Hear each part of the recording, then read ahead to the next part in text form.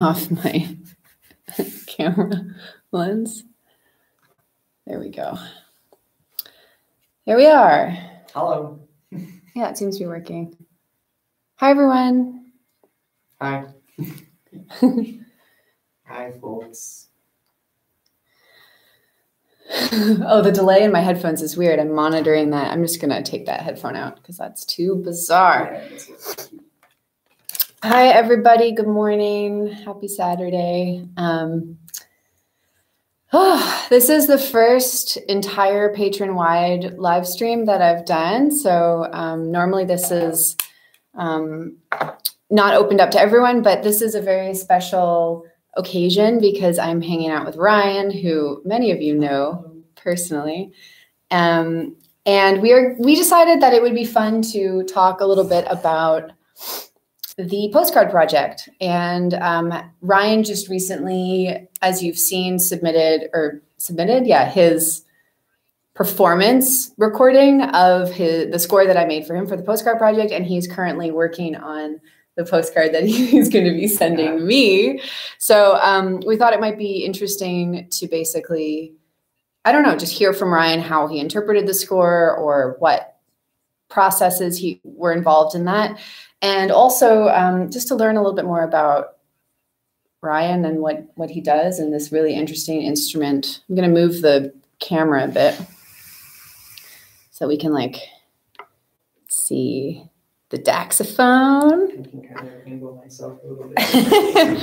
I'm also going to try to jump on to, let's see if I can see the chat box as well. If anyone, if you're here and able to find the chat box that's over on the right, if you could just say something so that I can make sure it's working, that would be helpful. Because then I'll know that it's working. Let me type something. Hello. Okay. So, hi, Ryan. How's it going? It's going well. Where do you want to start? Let's start with, oh, hey, Reid. Yay, it's working. That's wonderful. Okay, hey, great. Let's start with how about we start with this instrument and then work toward the postcard project. So I think I'm probably not the only one who's super curious about this instrument and how it came into your life and what it is. So I don't know, I'll just let you talk. Yeah, so this instrument's called a daxophone. It's like saxophone, but with a D at the front. It was made by a German instrument maker and kind of improvisational musician, guitarist named Hans Reichel. Hans Reichel is super interesting. He has made a ton of really bizarre guitars with kind of multiple bridges along a single neck.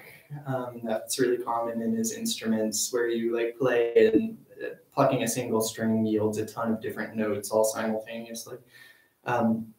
That's another matter. But in the 80s, he made this instrument called the daxophone, which in concept isn't very unlike taking a ruler on the edge of a table and kind of thwacking it or plucking it and getting it to make sound. In fact, I think that's kind of where the idea came from. But basically, the daxophone is this thing that can take many different forms. Mine is a kind of tripod-based instrument, similar to the way Hans's instruments were. And yeah, so basically the instrument itself has a few different pieces. The first is this sound body itself. So this is a small chunk of wood with a clamp built into it and some contact microphones on the inside. So basically this itself is a big amplified surface. In fact, if I turn the volume up with my foot pedal down here and start scratching around, you can hear that it makes sound just by touching it, because it's effectively a big contact mic.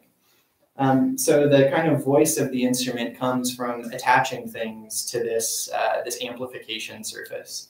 The most common thing to attach are these thin strips of wood called tongues.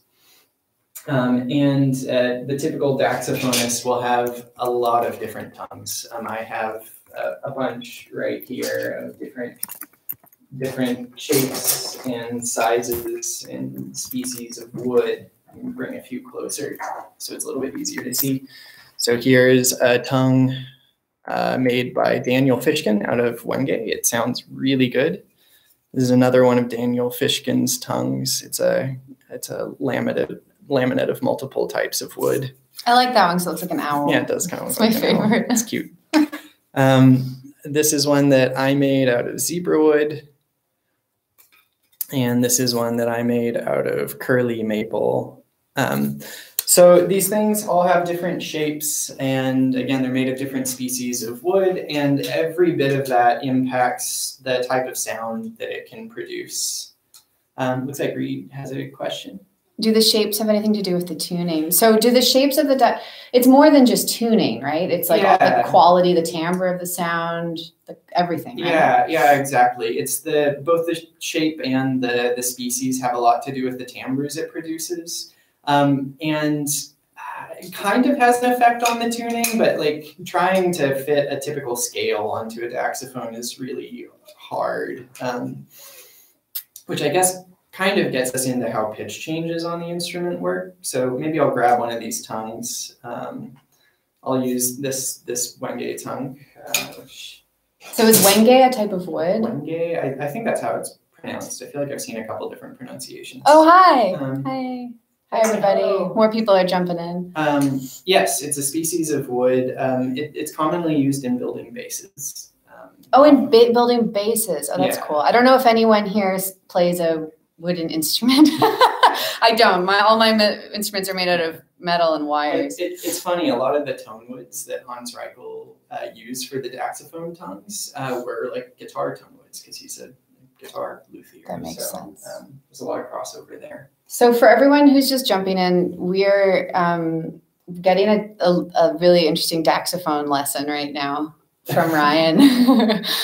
So I think he's just about to demo what they sound like, which is really great. So I'm just gonna, So anyway, I've attached this tongue to the sound body itself, just again with a built-in clamp. You just kind of apply tension here and it'll stay firmly in place. And typically you excite the daxophone with a bow. I'm using a cello bow, but I've also used bass bows and other types of things. And you can really excite the tongue any number of ways. You can play with your fingers if you want. Anyway, so like the typical daxophone sound is something like this.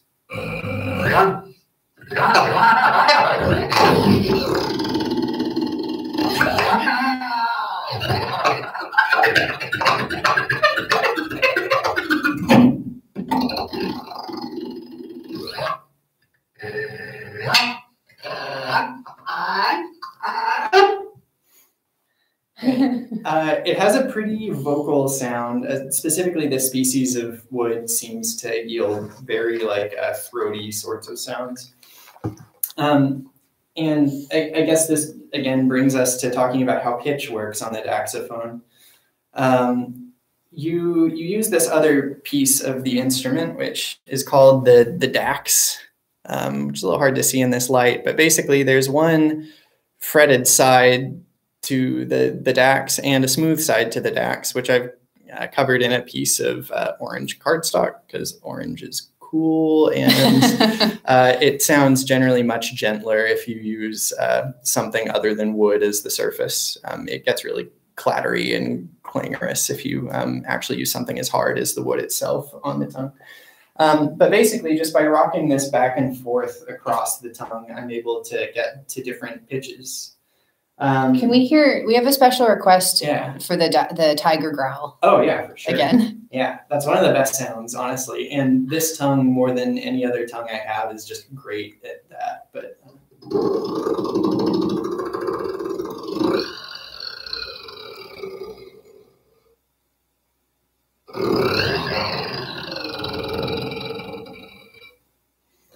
so that's this tiger growl is dedicated to user-friendly sounds. Something like a growl.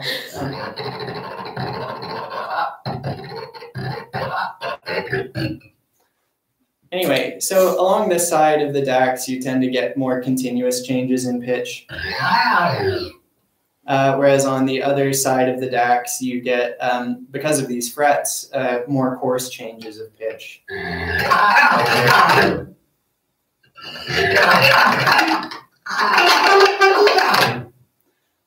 Anyway, so trying to get this to conform to a scale is really difficult just because the kind of distance between the frets is obviously fixed, but the wood changes so much that getting a reliable tuning out of it's very difficult. If you want to play melodic things, you basically have to use the smooth side, so you can just kind of intuit these ranges of pitch, much like you would on a theremin or any other instrument that uses completely continuous pitch changes.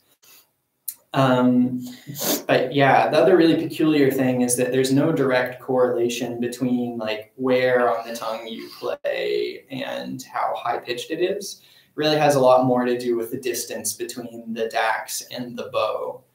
So I can get really high pitches here or here, basically anywhere, but it's not continuous. It has breaks almost like your voice. You know, you'll reach a certain pitch and then suddenly everything wants to jump back down or jump up several notes. So not every note is accessible on every tongue, and kind of grappling with these non-linearities and discontinuities in the tongues is one of the things that makes the instrument really fun and can change its characteristics hugely from one tongue to the next. So you can really get to know, like, each tongue has certain pitch material that it has tends towards, right? Yeah, definitely. So, for example, I recently, Ryan and I have been collaborating. I recently wrote a piece for him and for this wonderful soprano singer named Catherine, and they're actually premiering it next week in LA, which is really, really exciting. And what we discovered was that, yeah, so the very opening of the piece is a high B flat, like, but very high, top of the soprano's range, and they both need to come in on this note in unison. And it doesn't matter precisely that it is like a well-tuned B, but what does matter is that it is, you know, that pitch. We can come back to that somewhat reliably, you know, and it starts the whole piece off too. So it's a particularly vulnerable moment. And what we discovered is that different tongues have the ability to kind of access different sounds and different pitches on more or less on demand in a reliable way. So this tongue, I think this is the one, right? Yeah, that you use that has the ability to make this really high sound. And so in essence, when you're composing or performing with this instrument, you kind of have, it's almost like you've got all these different modules. Like, you know, you have all of these different tongues that give you different types of sounds, and not all of them, you know, not all of them do everything. But you've got your low growly tongue, and then your high squeaky tongue, and your super like breathy, interesting overtone. Anyway, I hope that makes sense. But yeah, are you about to play us this really high B? I mean, I'm not going to guarantee that this is the B itself, but sure. It just kind of demonstrates. You can. Oh, gotta turn it up. There it is. Yeah.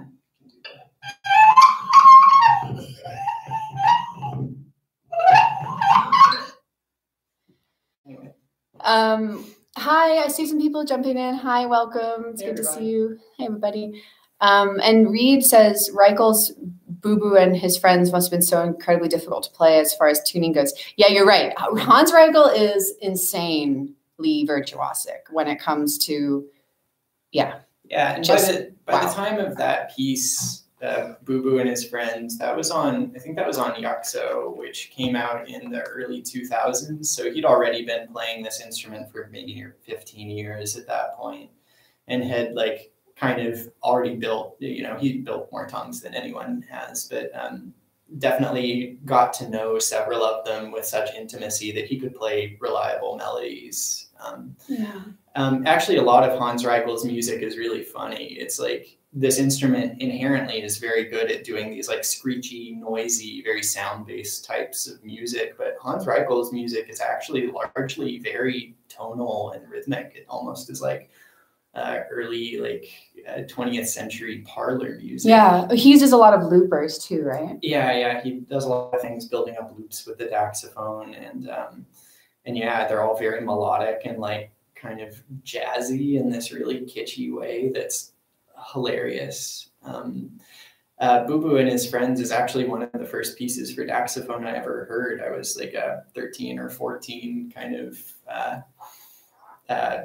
getting interested in weird music. I was already playing music a lot at the time and was always interested by things that kind of fell outside my previous range of experience. And on some weird internet thing, I think it's called Odd Music is the name of the site, I found sound samples of the Daxophone. One of the pieces was Boo Boo and His Friends. There's another one, I don't remember what it was, but this was like all the Daxophone music that was on the internet at the time, were like these couple little sound bites of some Hans Reichel pieces, and it completely blew my mind. Some of the things are so vocal and just uncanny. They're like an animal. And in fact, the Daxophone was originally called the Doxophone, Dox being the German word for badger, because it sounded kind of like these nature recordings that Hans Reichel had of badger sounds. Anyway. So I'm curious, I've got two questions. One is, you interface your Daxophone with electronics sometimes, right? Or you're doing it for the piece next week, for example. I do, yeah. So the first question is, how does that work? Or like, what's your basic flow to like hook the Daxophone up to interface it with electronics? What do you do? The second thing, which I just want to get back to, is the wood. Well, we can get back there. I want to circle back around to the shapes and the types of wood. Sure. Because they're also interesting. But let's start with the electronic side of things. Yeah. So what are you doing for this piece? Sure. Well, it's actually really easy to interface the Daxophone with any kind of electronic processing, the same way it is for an electric guitar to interface with electronic processing, because the acoustic sound of the instrument, despite the fact that it does make acoustic sound, isn't the primary sound source. Obviously, there's no resonator here that really allows for sound to collect in a significant way. So you amplify the Daxophone. Like here, we're just running into a mixer and can hear it that way. But it's easy to plug it into guitar effects pedals or into a modular synth or into an interface for a computer and do whatever you want with the sound. In fact, the way I'm processing the sound for the piece we're doing next week is using the same application that you use for Migsy's processing. Oh yeah, that's right. Of course. Which we developed this program together for basically generating sound and processing control information that comes from Migsy, which is Sarah's augmented trumpet interface. I'm actually using that exact same software, just with Daxophone as the sound source rather than trumpet, and doing granular processing and applying delay and other things to it. And you're using a MIDI controller instead of Migsy. Yeah, exactly. Because he doesn't have a Migsy for Daxophone yet. Not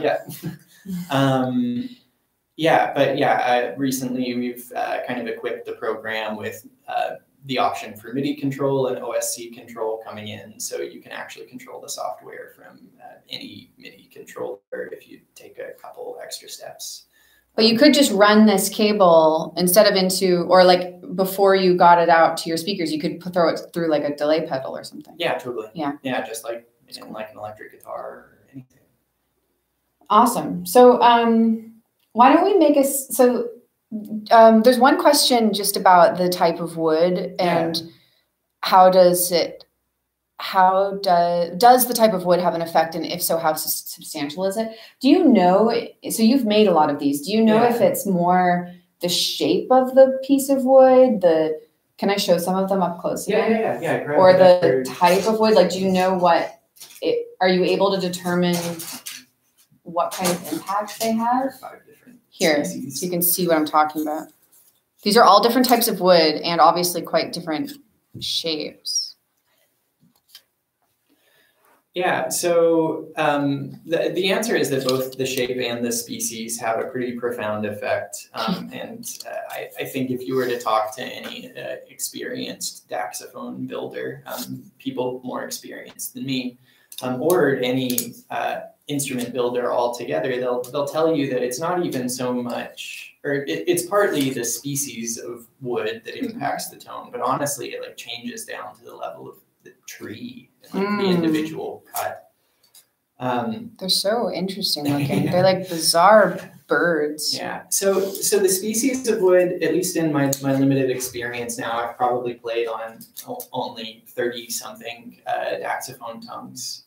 So that's the kind of depth of my experience at this point. Some people like Daniel Fishkin or Samuel Burt or the other people making saxophones right now are considerably more equipped to answer the question, but at least in my experience so far, the species definitely has a huge impact on the timbre, and can have an effect on the pitch range.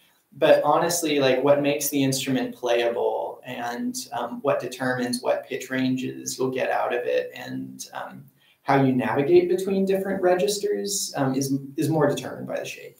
You know, something that's amazing about the shape. Can you talk a little bit about the like alphabet or like the font library that Hans Reichel made? So professionally, Hans Reichel, aside from being an experimental musician, was a font maker.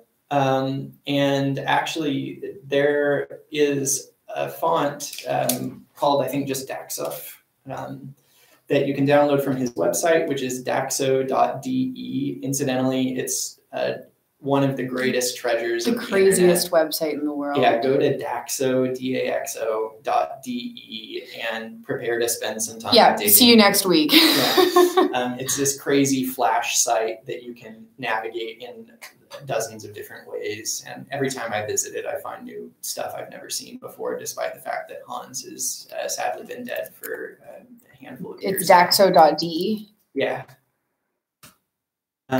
Cool. Sarah's commented that now. Sorry, what was I? Oh, the alphabet for for cutting the tongues. So you can download the font and a Daxophone building information packet from his website, and basically you can type out the letters in a specific size to print out templates for making tongues. None of my tongues have been made that way. I've just been building them kind of intuitively and exploring the difference between like what happens whenever I have a very long spindly bit and whenever I have a very long solid chunk of wood, and what happens when I start drilling holes and cutting larger holes into things. Obviously anything is fair game, but Hans has a very complete lexicon of Daxophone tongue shapes that are just gorgeous in this really like almost 70s retro sort of way. I don't know what it is. They're very interesting. Amazing. Yeah. So, what a fascinating. Reid said something else, I think. Well, no, that's why I asked that question. Okay. Reid was just asking how specific are the shapes?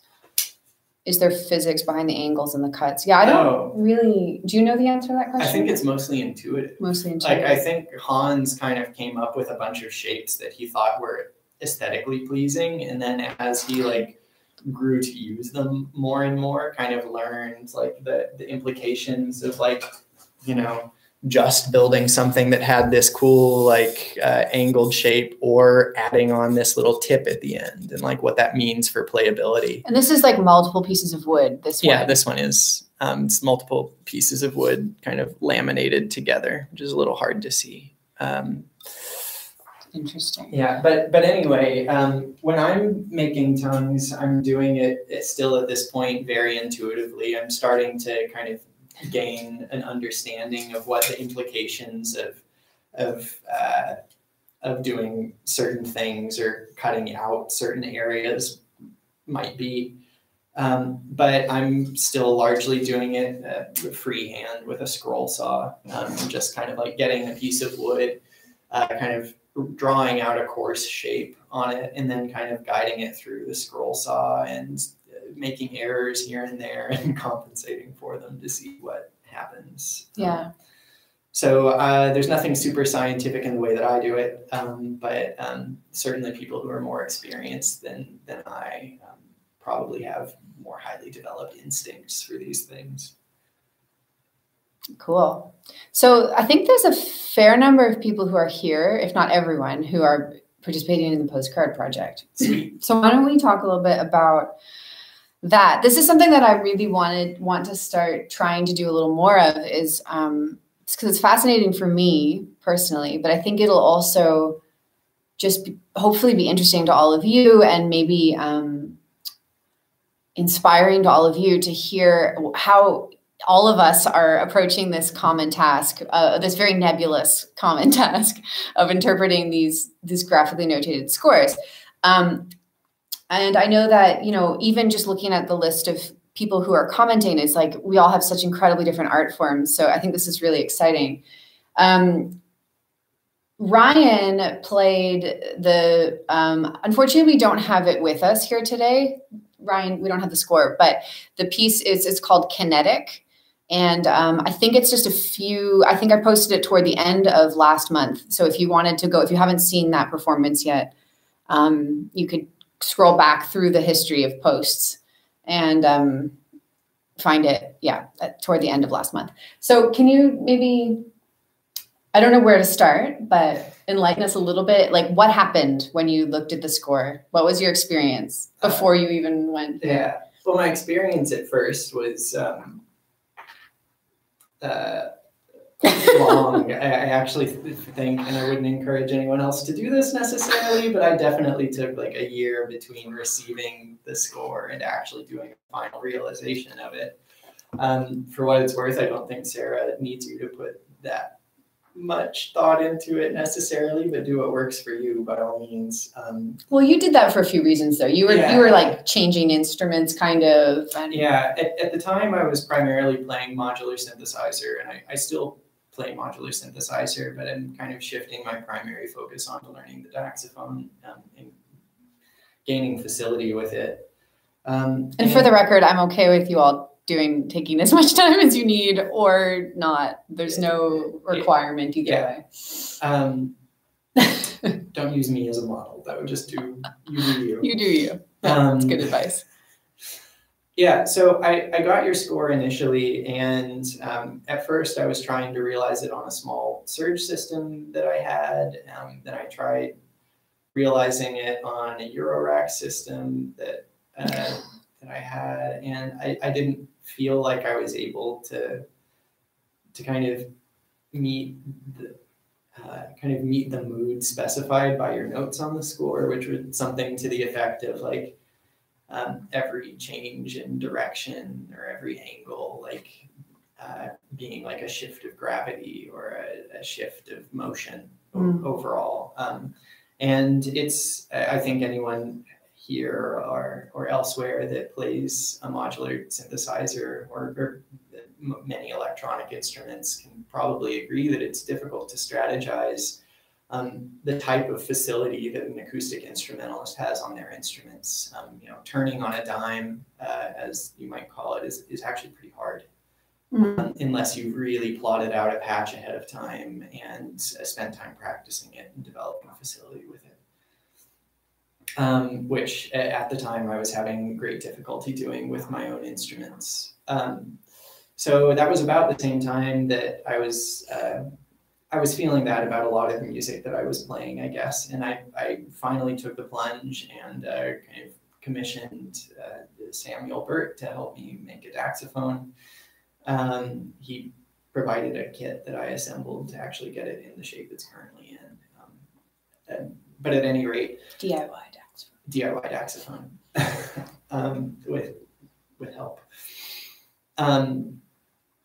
Anyway, so eventually I decided I was going to realize the piece on this, because for me, at least, it's much easier to kind of turn on a dime whenever you're there with the sound and responsible for every aspect of the sound, which with modular synthesizers can be tempting to drift away from. You start kind of playing these large-scale processes rather than intentionally playing the beginning and ending of every sound the way that you do with a trumpet or a daxophone. Anyway, so I've been playing your music for a long time. That's now. true. So I've kind of developed an intuition about what certain symbols mean and what they mean for me relative to one another, and like what the thickness of a line means, and all of this. So in part, the way I thought about performing this piece, once I felt I had an instrument that was equipped for it, was intuitive. So did you play, I mean, this might sound like a silly question, but did you attempt to like play everything on the score? Did you find like a starting point that you thought was the beginning and make a pathway through, or did you kind of just like take a different approach? No, for this one, just because everything appears on the score to be this very like intentional, direct, almost circuit, it seemed to make sense to like traverse it in that way. So I touched very little of, if any, of the open space around the forms on the page, but tried to keep in mind the fact that the forms I was playing were these very spindly, thin things that are surrounded by essentially a void. A void. Whew, that's deep. How did you, I'm curious if you gave any special treatment or consideration to the color on the score. There was only 2 colors. There was black. This is pretty common for my stuff. There was black ink, the white card, and some red. Yeah, a couple red dots. I did.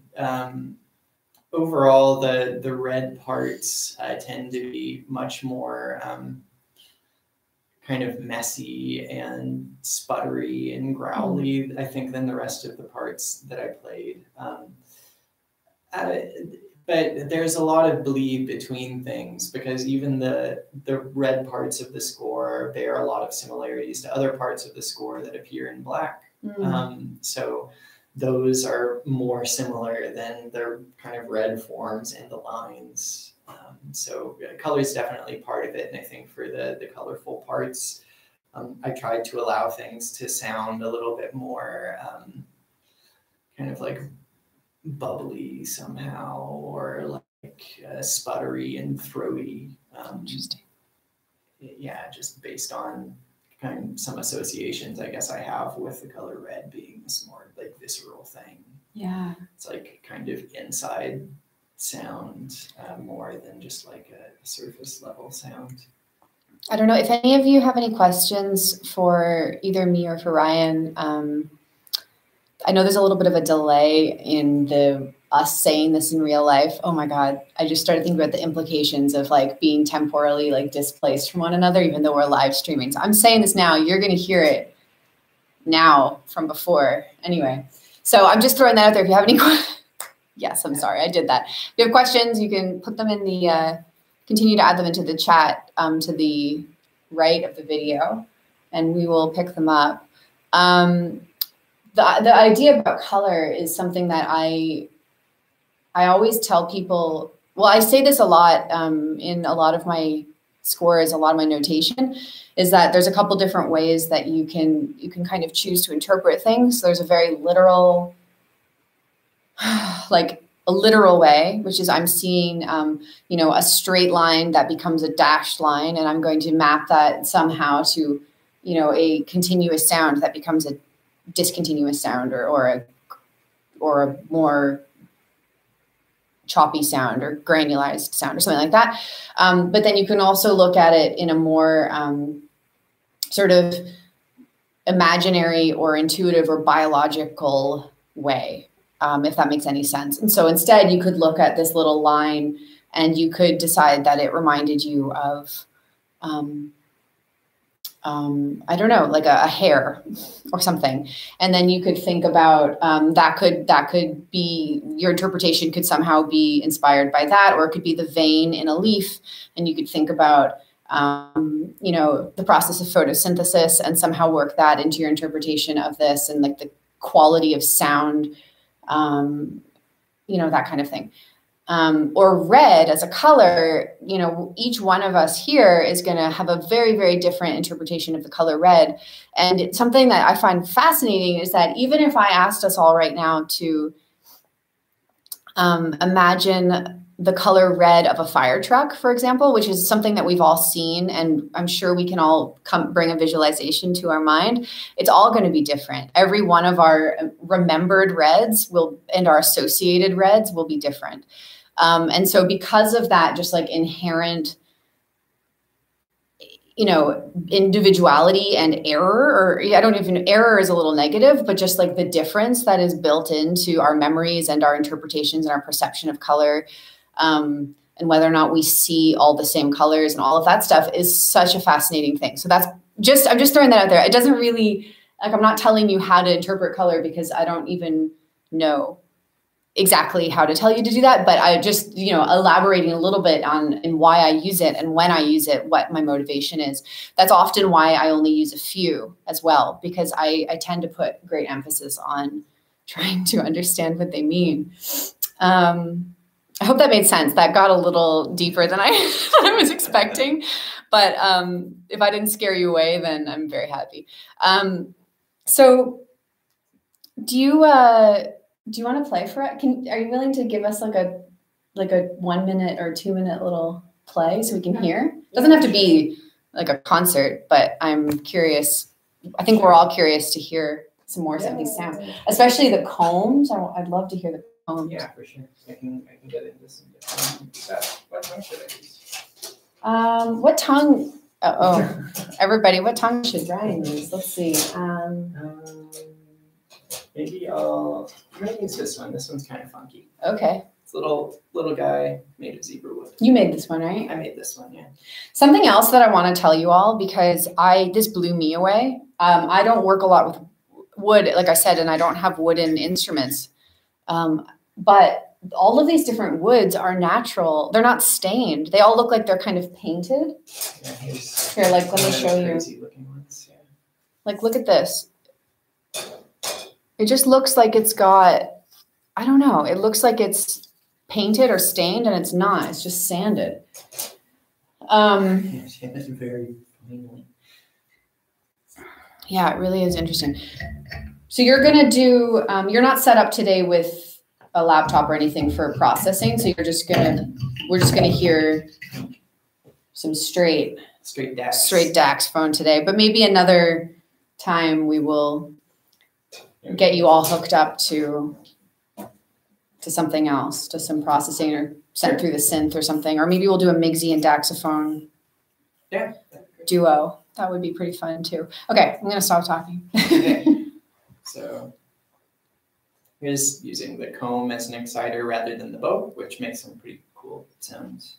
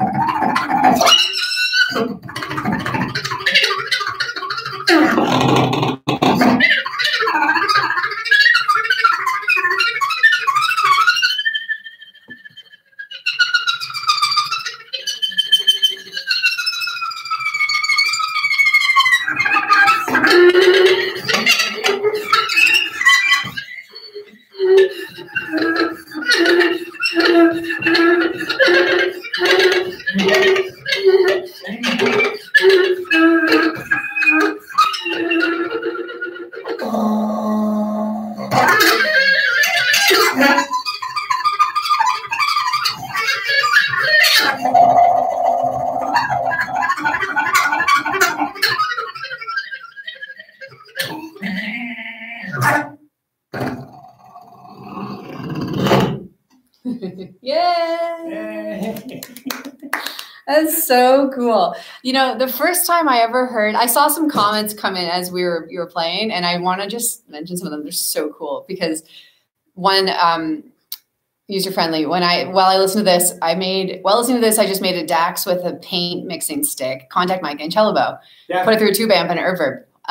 So the very first time I heard a Daxophone was I heard some recording of it too. I think Ryan probably showed it to me. This was way before he had this, and I loved the sound so much that I clamped a bunch of wooden. I got some C clamps from the hardware store and some wooden meter or yardsticks.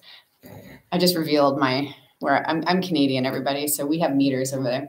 And contact mic underneath. And I also I made like a little array of sticks. So I would put some wooden rulers, different lengths. You can get them like foot long, 2 feet, or the yardstick, and then they all have different sounds and characteristics. And I actually composed an entire piece of music for an amplified percussion quartet that basically features this like very DIY tabletop Daxophone. So that's really cool that you did that. That's awesome. I also think that like Hans Michael would be like 100% okay with calling that a Daxophone. Like that's absolutely a Daxophone. This thing is like just nice because it has a tripod built in, which makes it easier to play at gigs. But like, any amplified surface that you kind of excite in this way is totally a Daxophone. It's no different to like hook a contact mic up to a table with a ruler. That's the thing. And you just like start to find different characters in these different pieces of wood, and that's the instrument. Oh yeah, and I didn't have a Dax, obviously, so I used a mason jar. Yeah, that works. Like a glass jar to change the pitch, and it worked. Yeah, that's so funny. It's super cool. It's great. So that's really awesome. And also, Jordan, when my first response to your card was that it was called Magnet and worked into a singer-songwritery, that's a hard word to say, singer-songwritery song based off that word. Now I'm going to capture how it makes me feel at first glance. Yeah, the titles, that's a really interesting thing that you bring up. I realize I title all of the postcards, and that definitely, I give a lot. I think that might be one of the longest parts of the process for me is titling the postcards, because I'm thinking, I base them all off of you all and the conversations we have, or the information that if we're just meeting for the first time because of this project, like what you choose to share with me. And so there's often something that kind of catches my curiosity or my interest, and that's what I focus on when I'm making the piece. But putting a title is, it gives so much of my thought and my intention, kind of, it just like hands it over in a way that is tricky, because words have so much meaning. It's kind of like what I was talking about before when I was rambling about the color red and all of these different ways to interpret things. Magnet to me, magnet to you, it's going to mean very different things. But I think that's actually wonderful, because it's all part of the fact that it's a musical language, right? And languages they evolve and they're misinterpreted, and they're sometimes successful and other times more successful by accident and all of that kind of stuff. I think that's really where the beauty of it all is, at least in my opinion. So, and then what is this last? Let me see. One of my best friends plays saw in an old time bluegrass band. Cool. Yeah. That's awesome. I'm probably getting him a DIY Daxophone gift for Christmas. Yeah. So yeah, you could do the like ultra DIY, which is, just give them a box of C-clamps and a ruler and a contact mic and don't explain anything. But another way to do it is what Ryan did. So your kit that you got, so he sent you the sound, this thing was made, but not finished, right? Like it wasn't sanded or stained. Yeah, exactly. It was, and again, the gentleman I got this from is named Samuel Burt. He's very easy to find if you just, I forget his website, but if you just search Samuel Burt Daxophone or Samuel Burt Composer, you will find him. And I don't know if he's still doing DIY Daxophones. I think he is, but definitely feel free to look him up and hit him up. But yeah, he sent me kind of all of the pieces of wood with the rough cuts made. And then I sanded everything, stained everything, assembled the contact mic, glued everything together. And yeah, that was pretty cool. And the legs, he sent you the legs. Yeah, he sent me the legs too. I don't know if you said that. Yeah, really the most complicated part of this style daxophone is like the angles for where the tripod mounts. They're very specific angles, and it's kind of tough to get those cuts unless you have jigs made that allow you to do it. I'm not sure exactly how Samuel does his, but often people will have these kind of wooden jigs that they kind of put the wood into and do like a ryobi saw or something like that. Yeah. Here's a really interesting question. This might be, this is a question that I feel like I answer this every week of my life, but I'll read it. I'll read the whole thing for everyone who's just on the stream. It says, I can only imagine user-friendly music, asking this question. I can only imagine that you two know how music purists can be. What would your response be to, this is not music, this is making noise with junk? It's familiar, right? Yeah, I hear that all the time. I feel like I got asked that question like yesterday. Anyway, what would your response be to that? I mean, realistically, the type of person that's taking that stance isn't probably the kind of person you're going to win over very easily. So you can afford them their opinion and let them listen to what they want to listen to.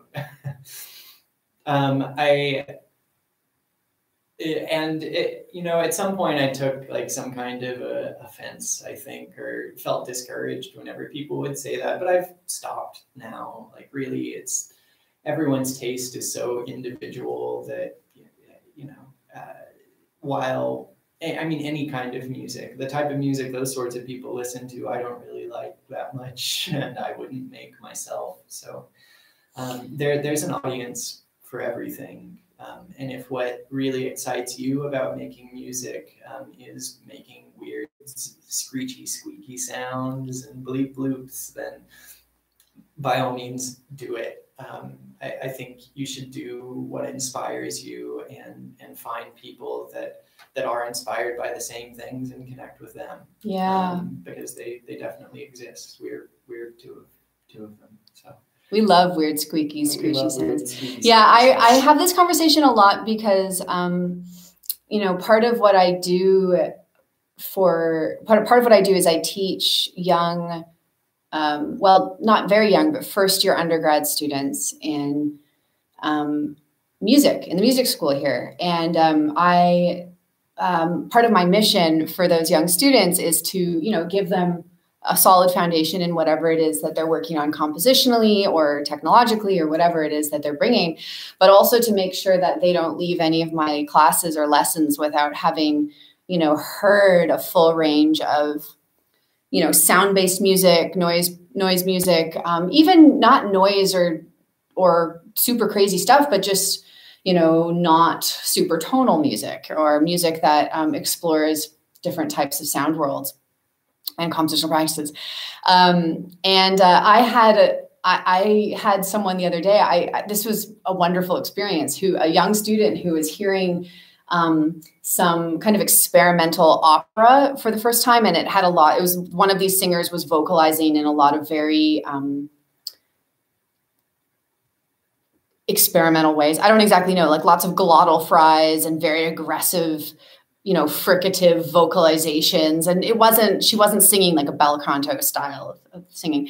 And the student was responding to it in such a strong way that they were actually getting like angry. They were like, I just don't understand. This doesn't sound like music to me at all. This sounds like noise. Like, why would we, waste our time and do this? And oh my God. And it was just this, I could see like everything that this person understood and knew and appreciated about music was getting like flipped upside down.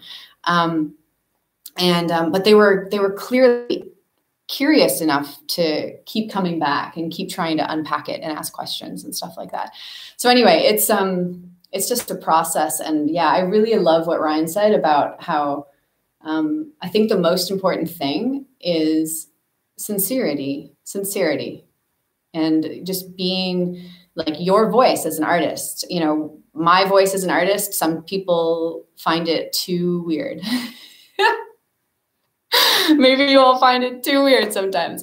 But the one thing I can promise you is that I'm always being genuine, and I'm always doing what, like, speaking from my heart and just doing what I love. And I think that sincerity, I feel like I'm saying that word weirdly. Sincerity is something that is like kind of contagious. People can feel it, you know? So if you present yourself to the world in a way that feels true and genuine to you, and you're passionate about what you're doing, even if it's a little weird or different, and, you know, people will sense that you care, and they'll sense that passion, and that's a contagious thing. They'll want to kind of they'll be around that. Yeah. And you can't make everyone happy, and that's fine.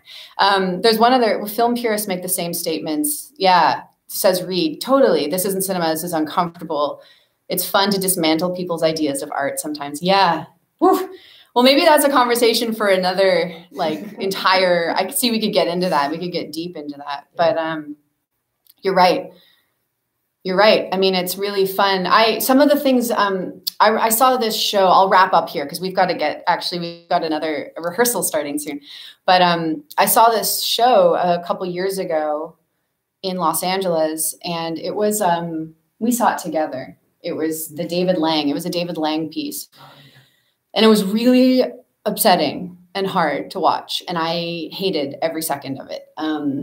For a lot of reasons that I can get into some other time. But the music was really challenging. The content was very, very hard to sit through for me and for a lot of the audience, I think. And I felt so, like, full of kind of anguish after this, and, like, it made me very uncomfortable. But I'm still thinking about it. And I'm still processing why I had such a bad reaction to that experience. And to me, even though I would never intentionally go back and watch that again, I'm grateful for that experience, because it just, like, made me confront some aspect of, I don't know, art making, sound making, something. It was a very intense experience. Yeah. And here I am, I'm bringing it up like 3 years later. I'm still talking about this piece. Oh, anyway, okay. We're running up to the time when we need to jump off. But thank you all so much for tuning in, especially on, like, no notice at all. I appreciate that. Please, yeah, feel free to, if you have any questions, more questions about the Daxophone, you can feel free to reach out to me directly, or reach out to Ryan directly. Yeah, your Gaston sounds, Gaston, Gaston sounds, on Instagram is probably one of the easiest ways to find Ryan, or online on the website. Anyway, so have a wonderful day. Yeah, thank you so much. Oh, you have a Dax to go play. Let us know how it goes. I want to hear that. Just take a little snapshot. Let us hear it. I'm stoked. Yeah, we're both really excited. In the world now. This is great. We got to do some telematic Daxophone duos now. Definitely. Have a great day. Thank you all so much. We'll see you next time. Have a great day, folks. Bye, bye, bye.